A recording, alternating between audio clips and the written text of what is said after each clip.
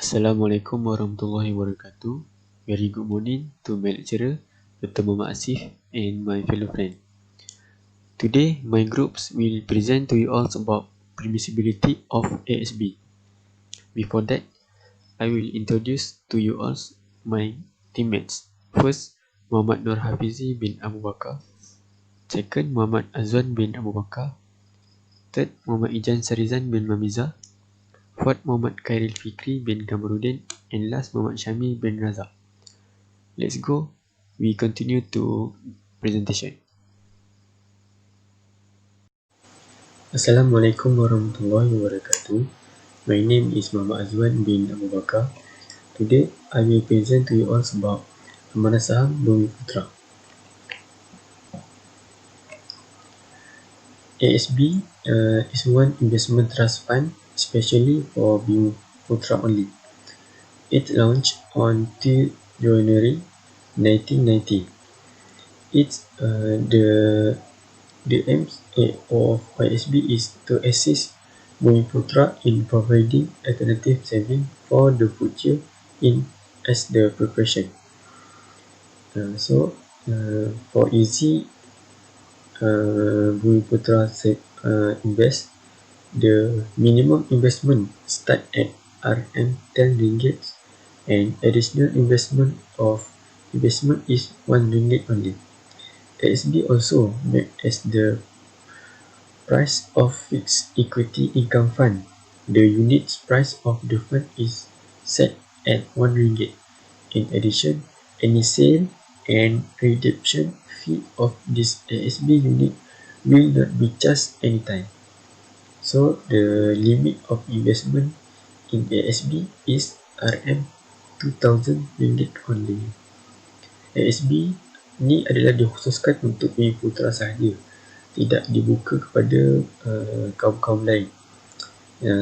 Untuk permulaan kita melabur di ASB adalah sebanyak RM10 dan nilai tambahan ataupun nilai tambah untuk pelaburan ni bermula pada RM1 dan seterusnya, tak kisah berapa jumlah kita nak tambah selepas permulaan tersebut.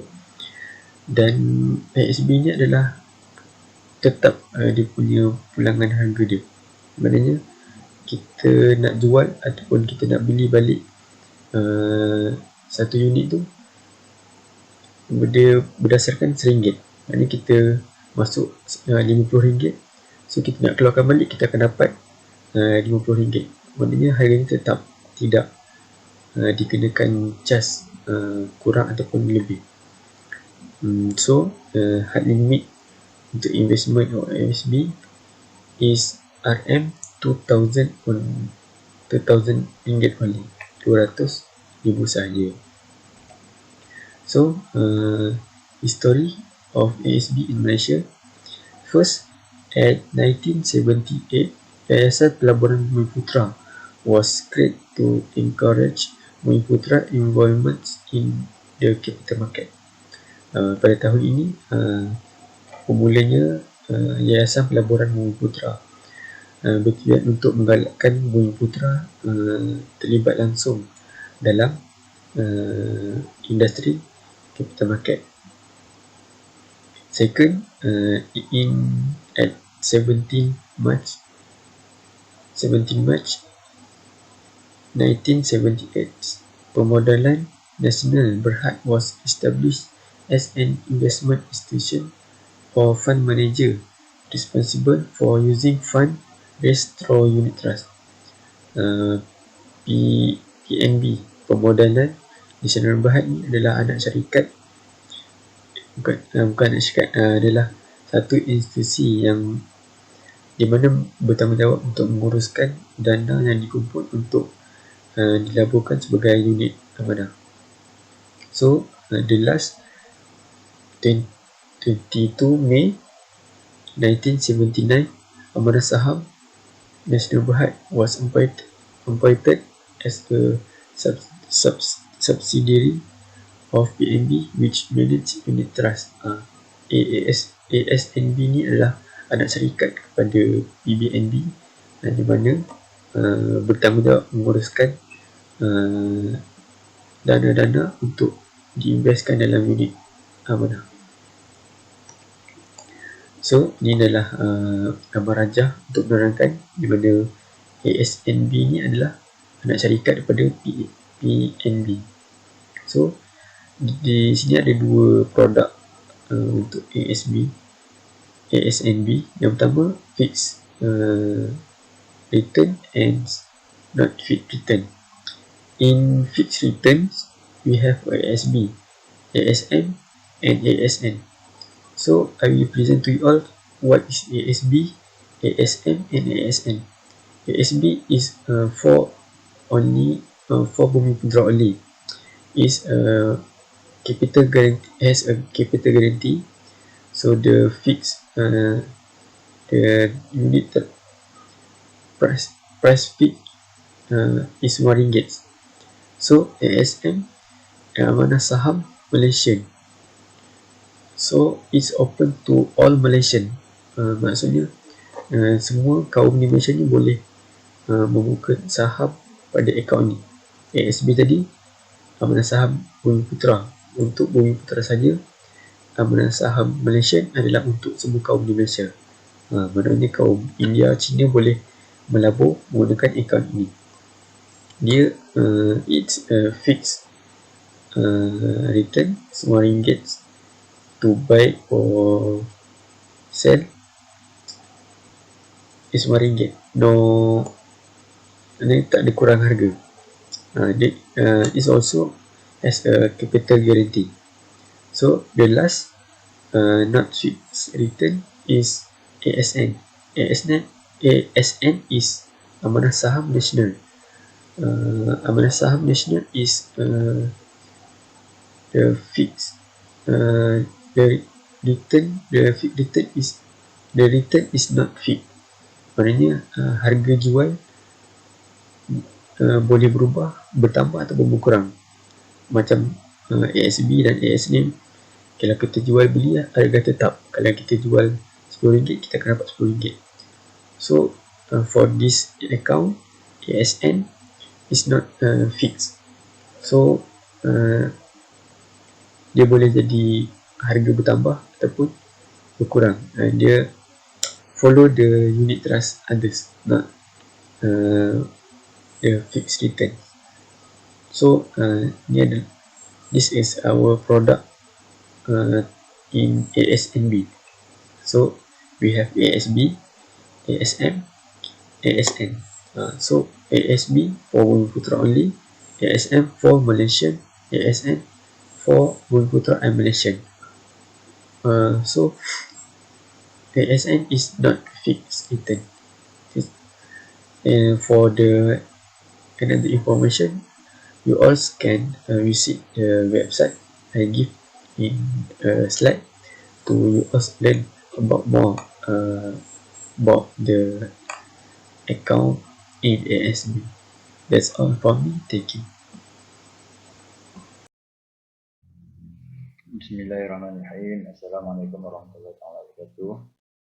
My name is Muhammad Khairil Fikri bin Kamarudin, and today I would like to share with all of you about contract and dalil used in ASB.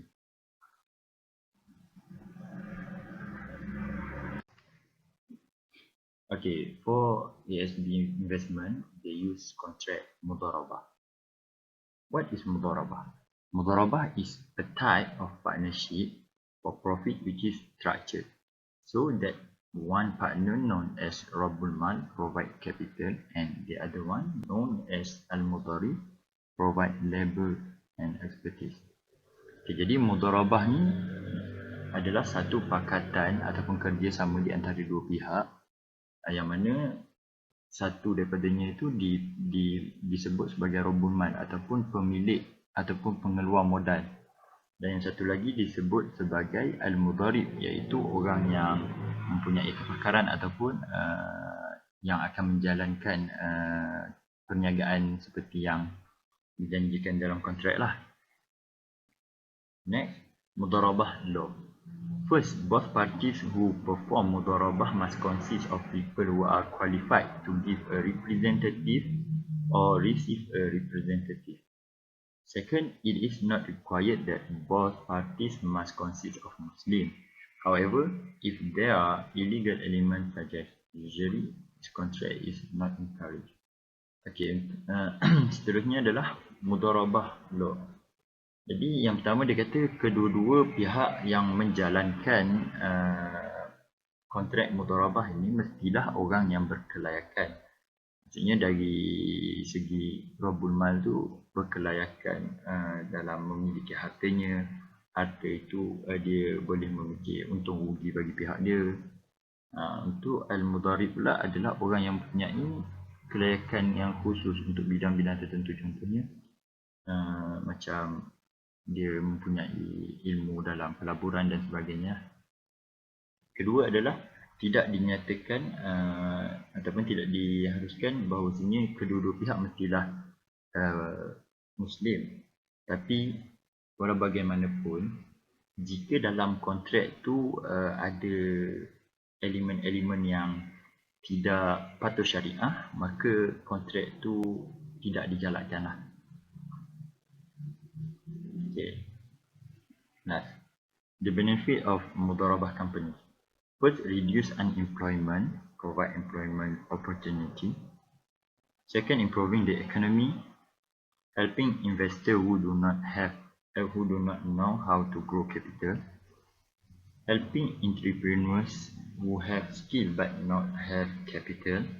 And last, the existence of cooperation with each other. Okay. Akhir sekali kita tengok kelebihan kontrak mudharabah ni. Yang pertama, dapat mengurangkan pengangguran. Seterusnya, dapat meningkatkan ekonomi.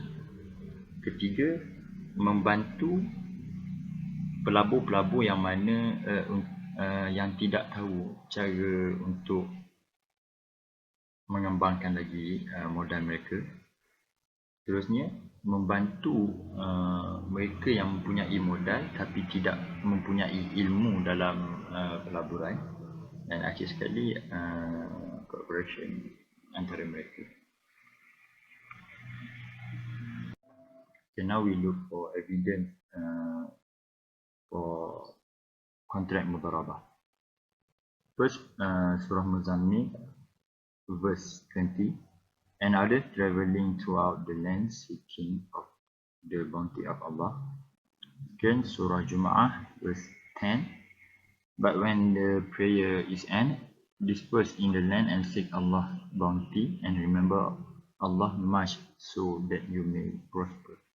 Di dalam tafsiran ayat-ayat Quran tadi, Allah membenarkan hamba-hambanya untuk mencari kebaikan. Dekat sini kebanyakan mufassirin menafsirkan bahawasanya rezeki-rezeki yang Allah limpahkan kepada hambanya lah, dengan apa pun cara sekalipun. Jadi dekat sinilah yang kita dapat tengok bahawasanya menjadi satu kerugian bila orang tu dia ada duit tapi dia tak dapat nak kembangkan duit dia ataupun harta dia oleh sebab dia kekurangan ilmu. Okay, bagi satu pihak lagi, dia ada ilmu tapi dia kekurangan modal pula untuk memulakan perancangan dia tadi lah. Jadi dengan adanya kontrak mudharabah ni, kedua-dua mereka mendapat keuntungan. Okay. Itu saja daripada saya. Allahu a'lam. Okay, now let's take a look at SAC view on ASB. Okay, let me introduce myself first. My name is Muhammad Nur Hafizi bin Abu Bakar. Okay, before that, I would like to share with you rule SAC of SE, iaitu Rule Syariah Advisory Council of Securities Commission Malaysia. Okay, Syariah Advisory Council SAC is an authority body who get permissible from Securities Commission Malaysia, iaitu SC, to monitoring all the activities related to Islamic finance business in Malaysia.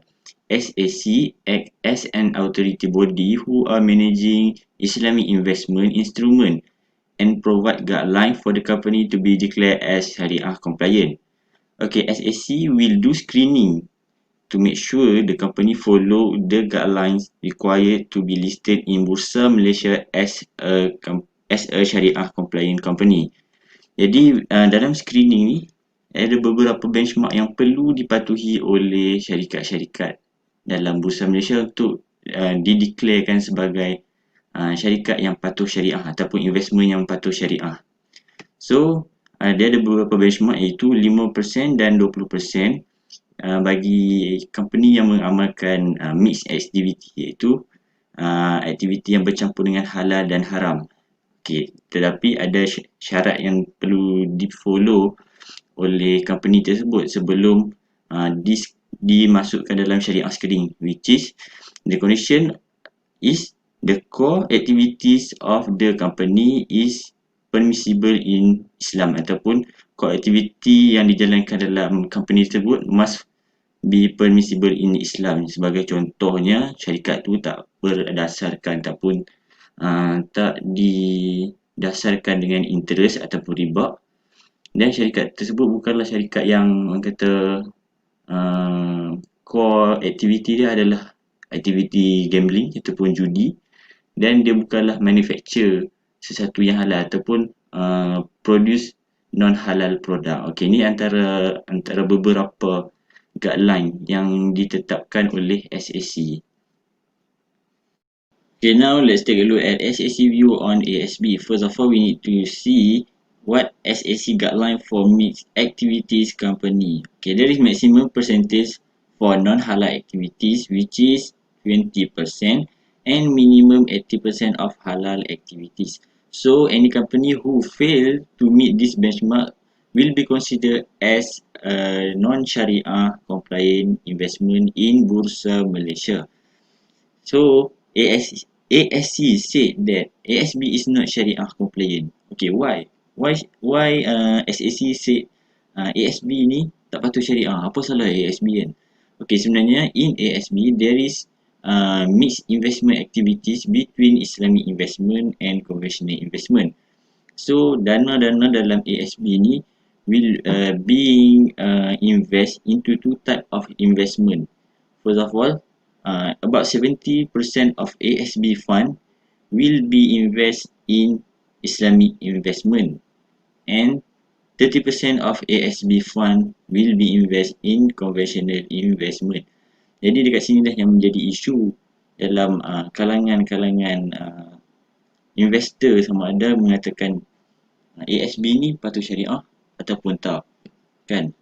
Dalam kuasa fatwa mengatakan ASB ni harus, tapi SAC ni cakap ASB ni tak patuh syariah sebabnya tak menepati ataupun tak memenuhi benchmark-benchmark yang telah ditetapkan oleh SAC.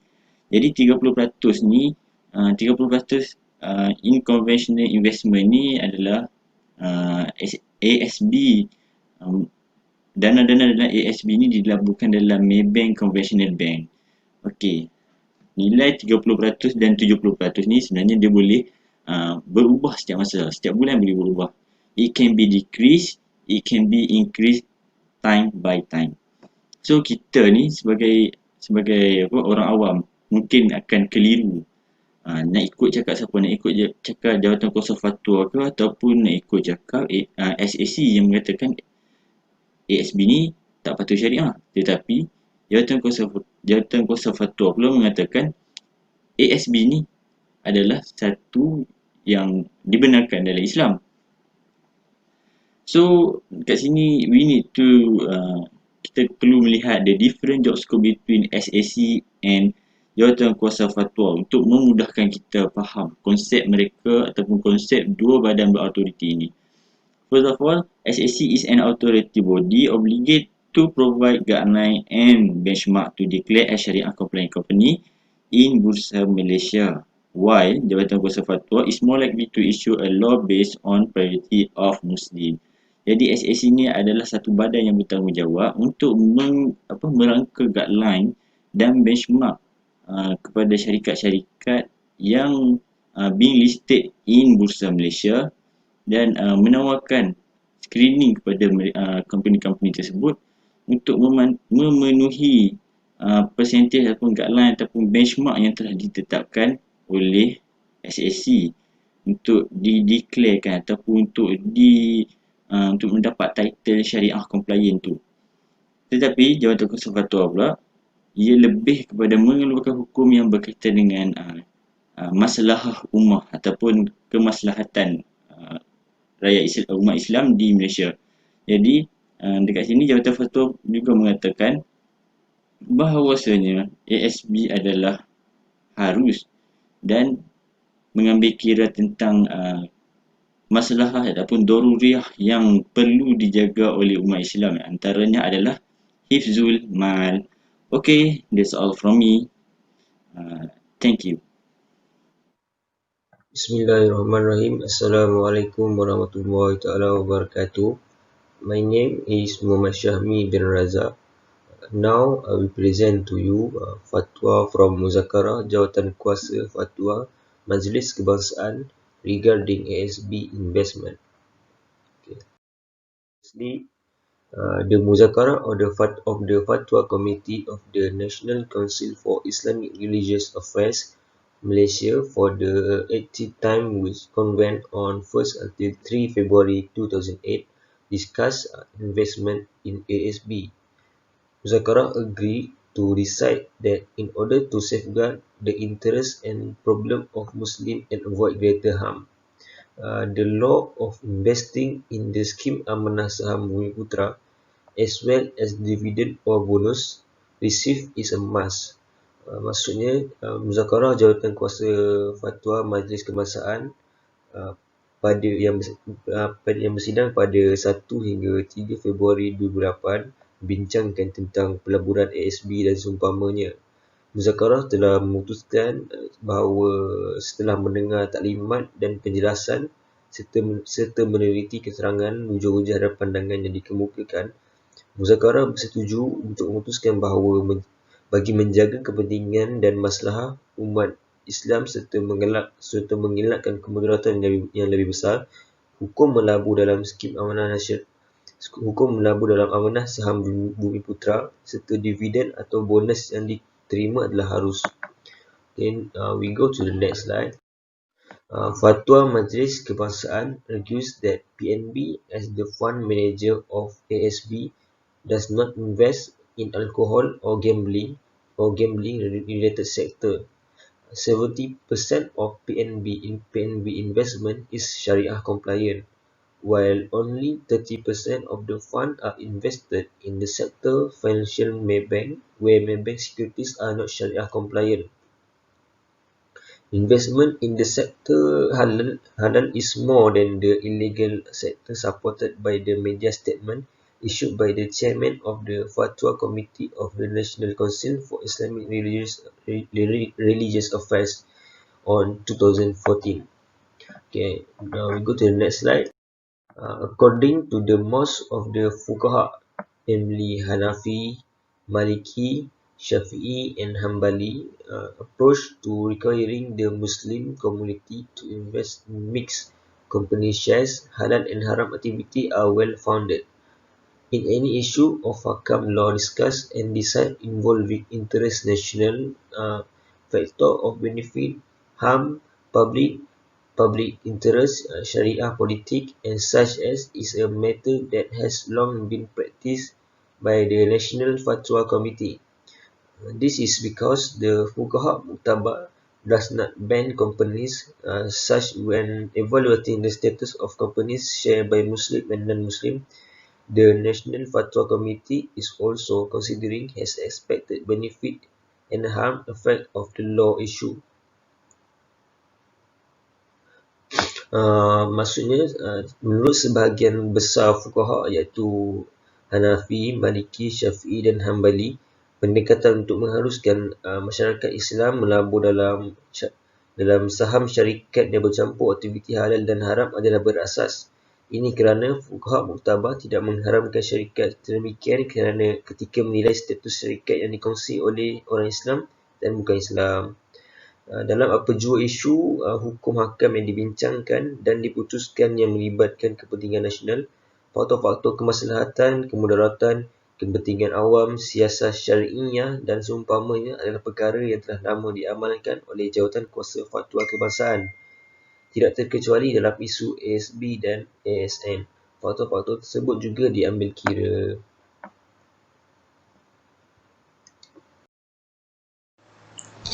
Assalamualaikum warahmatullahi wabarakatuh. My name is Muhammad Ijan Sharizan bin Mamiza. So today I would like to talk about the issue of ASB. Firstly is a market slowdown. Leverage 10 million unit holders with 167.2 billion units of share. So dekat sini dia menerangkan bahawa the distribution in the picture is 9.0 billion, memberi manfaat kepada 10 million pemegang saham dengan kadar saham dia adalah 167.2 billion. PNB sell to unit holder 152.0 billion since 1990. The total ASB distribution for 2018 is 7 cent per unit, while 2017 is 8.25 cent per unit. Number 2, ASB in COVID-19.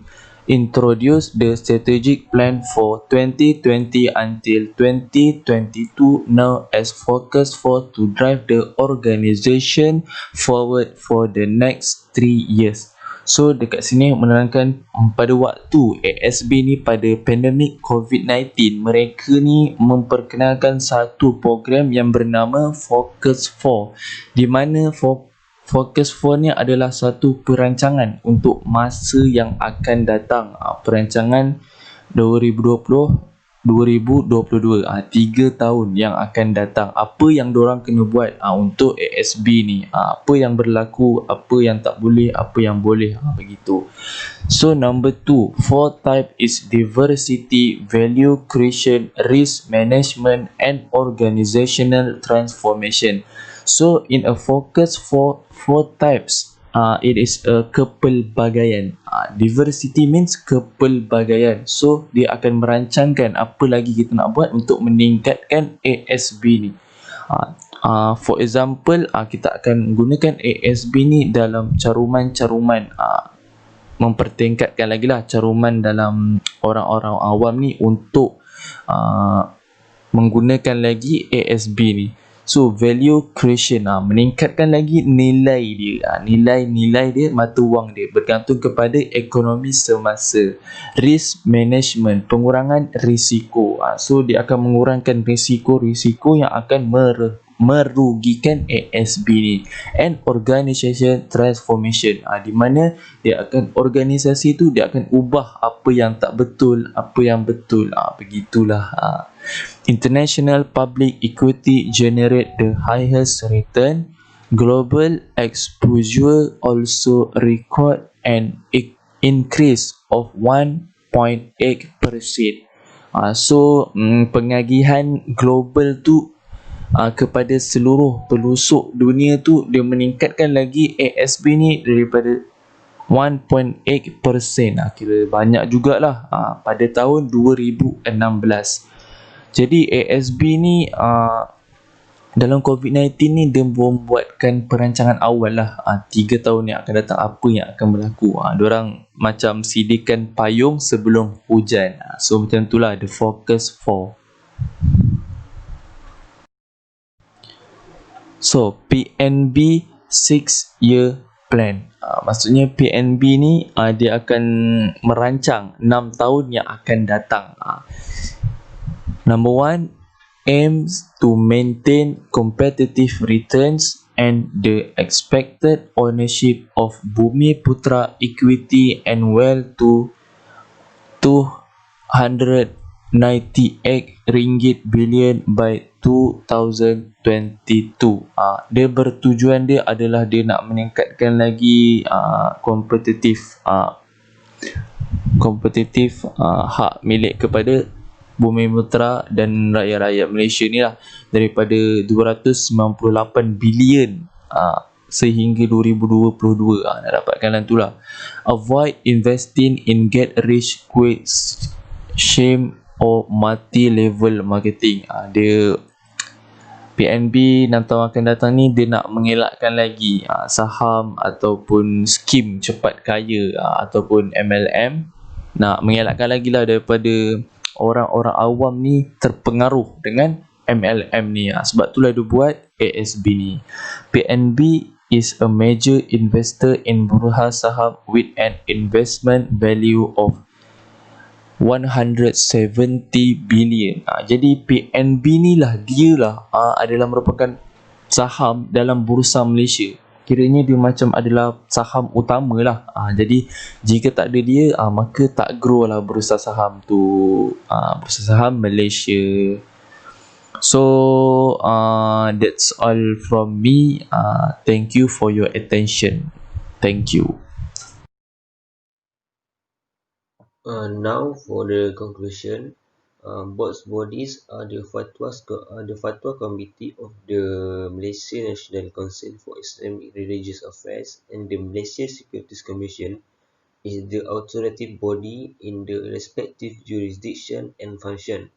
The Securities Commission Malaysia reserve the right not to mention the ASB, a predetermined benchmark in ASN, as Sharia compliant as the listing basis.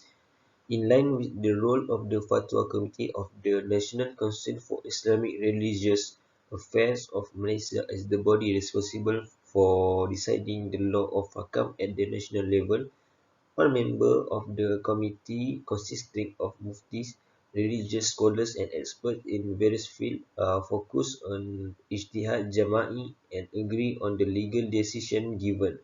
Based on the study of Islamic economics and detailed description by the National Berhad Capital (PNB) itself, which also has a Sharia Advisory Council to review all aspects of the investment carried out without being constrained by guidelines or other methodologies of the body that obviously have different functions. That's all from us. Thank you.